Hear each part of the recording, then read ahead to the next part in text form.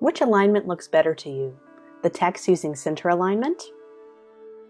Left alignment? Or right alignment? Each has their own place in layout and design. How do we determine which one to use? In this layout, we have our subject matter, the woman, off to the left. When designing layouts, it's best to follow the subject matter's direction. We can align to the left, against the model, all of our text elements. This is going with the flow of design and makes for a compelling layout. In this example, I'm using center alignment for all of the text elements, including the website. You will notice this nice block of white space to give breathing room in between the different elements.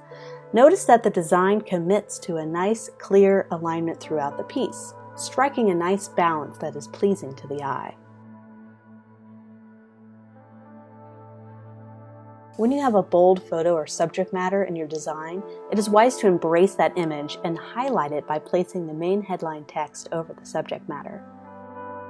It is all about playing around with what feels right. This is where being subjective as a designer is really rewarded.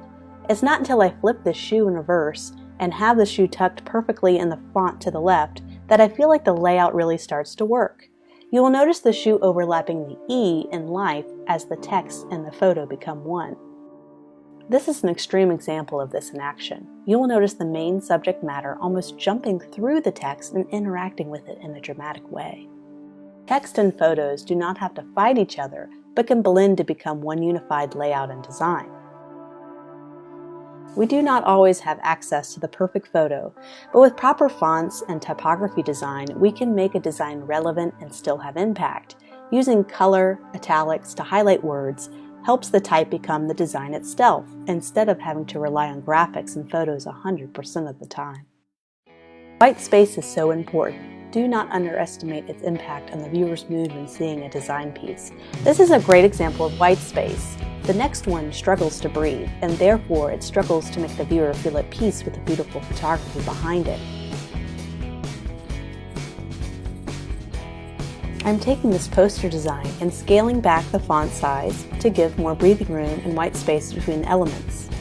It's already starting to feel better, isn't it?